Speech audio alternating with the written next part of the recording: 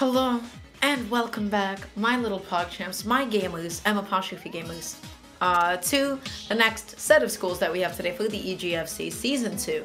We're going to be seeing St. Peter's University going up against Siena College. Both schools, we've seen them here, the classics, they've been around for a fat minute. We're going to be seeing, Ricardo going up against Pango. And Pango is a player that, if we do recall, has quite the nasty Steve. Every time I've seen them, I'm like, wow, they're able to get stuff done. Know anything about Ricardo? I feel like I should at this point. I feel like I really should know something about Ricardo at this point. Well, I've seen him enough times. Ah, yes, the Captain Falcon, of course. I knew that all along. Yeah. They're kind of dressed the same. But anyway, starting off at PS2. Ooh, right now Pango trying to fish a little bit through those up tilts. That's prime neutral, baby. That move hits behind him for some reason. It gets a lot started. He's able to get 50% off of it at 0%. No out of shield punishes quite yet. Yo, Pango is fishing for it.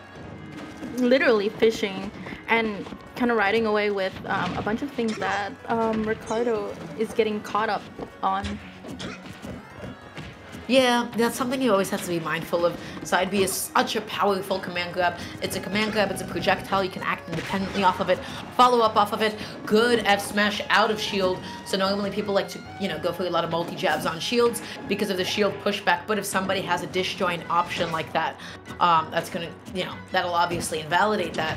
Right now, Pango fishing for it a little bit too much though, gonna be whiff punish though, and Ricardo just getting so much mileage off of just that one button. Trying to catch with the up B, which I think would have secured the kill, but not getting it. Just like that, Pango was able to space it back here to be able to take out that stock, getting a couple of seconds for themselves just to mine some resources. Command cut. Oh my god, this is wow. This is so good for Pango right now, but not able to find the spike and immediately buffers a neutral get up. That happens sometimes when people try to go off with edge guards and, they actually end up letting the opponent get back onto the stage. More often than not, people tend to buffer ledge options. Ricardo finally catching some hits onto Pango, and we see Ricardo really trying to chase after Pango, but not really catching anything. Yeah, right now, Ricardo having the great idea with that knee. Unfortunately, not going to be able to connect it quite yet. Right now, once again, Pango's really looking for one of these F smashes. Won't be able to do too much. Good job on catching that aggression from Ricardo. Just doing a really nice job of not committing to back heel too much and just spacing it really well.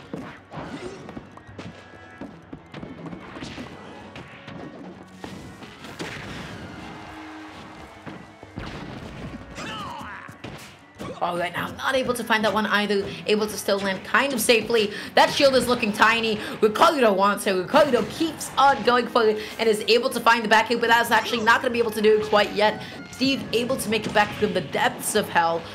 Oh man, Ricardo setting something up with a downing, but I think the only thing that would have been able to connect would have been like a instant double jump up it. I think any move from both sides can kill right now, and yeah, catching it with the Falcon kick. Ricardo now taking the lead, even though most of the game he was pretty behind Pango. Yeah, for sure. It really seems like Pango was the one that had most of the momentum through that entire game. Able to connect the F smash, dashing back a little bit, just trying to get some more resources.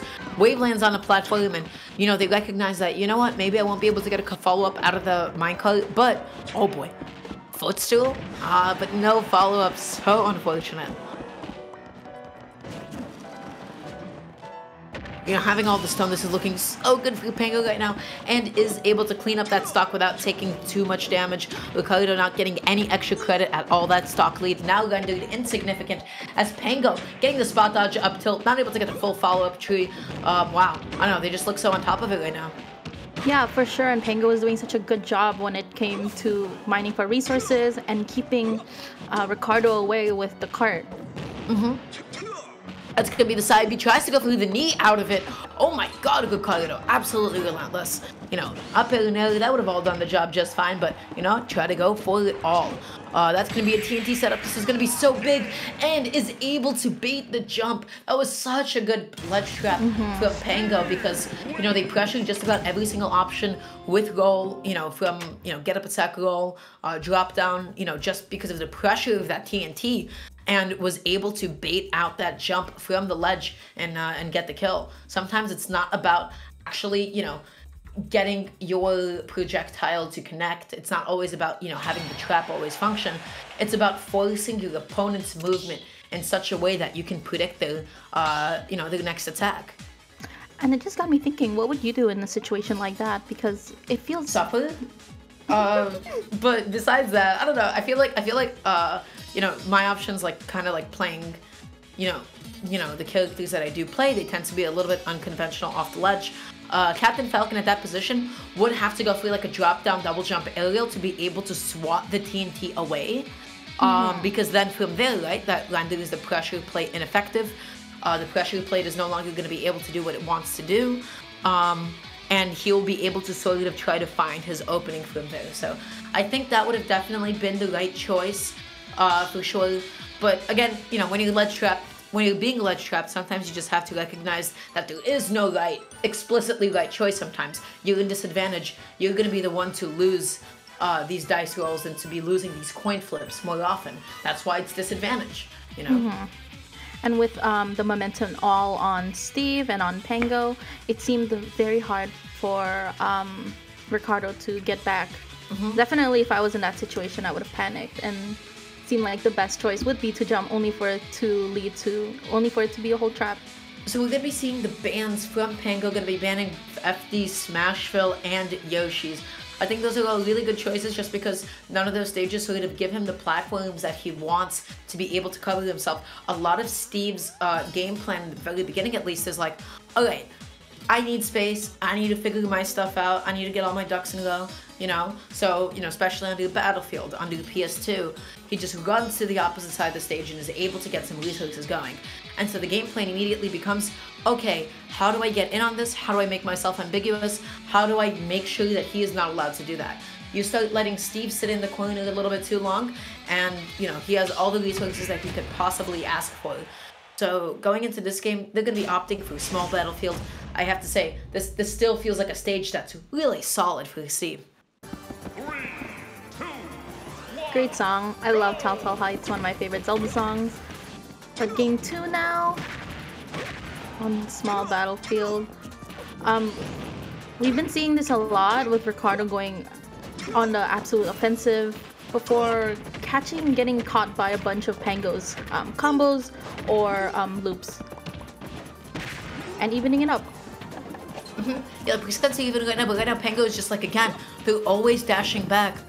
Ricardo has to know how to either overshoot or first get into Pango's areas of effect and then dash back.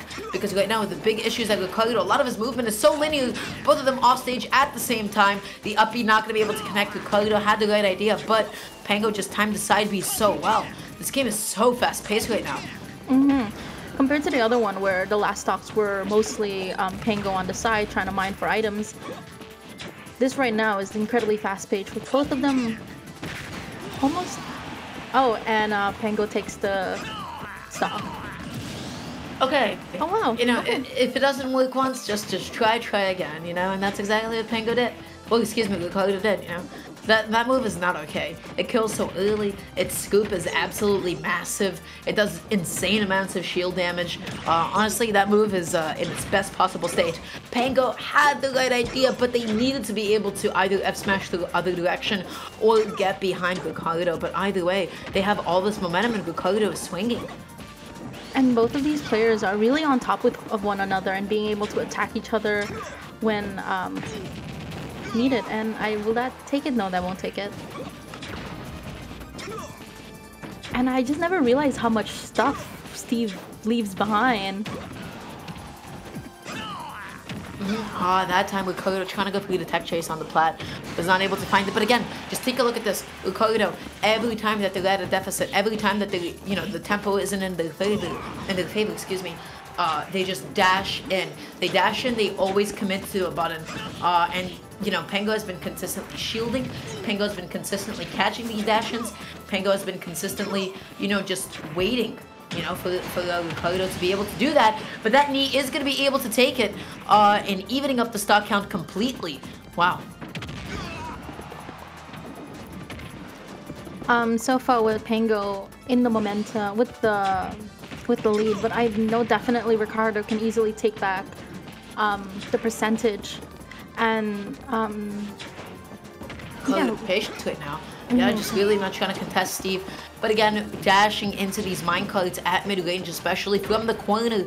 Pango's been getting so much off of it. Tries to go for the hard commitment to get tilted into the down air, but Pango going through the high recovery again. Getting, you know, the sword nice and upgraded. This could be big.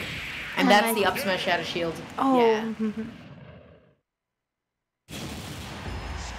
Yeah, we've been seeing Ricardo with a lot of those really offensive options, and Pango being very patient, shielding, and setting up his traps for a kill. For sure. I think you know, definitely the best thing that Ricardo could really work on is just sort of making sure, hey, if I want to be approaching, if I feel like, you know, they have to be explicitly looking to cover something, they were only covering the space that Steve was occupying. So, you know, if you know, in general, if you tend to be whiffing, it's either because you're only covering where you think they're going to be, or you're only covering where they are in that present moment. Pango's getting a lot of dashbacks, Pango's getting a lot of out of shield punishes especially, and Pango sometimes just pressing side B, and Ricardo has been consistently running into it over and over. Ricardo has to be able to mix it up, you know, dash in and jump in maybe sometimes. You know, dash in, roll back, dash in and shield, because they just kept opting for the dash attack, dash jab, every single step of the way, and Pango was just able to take advantage of it.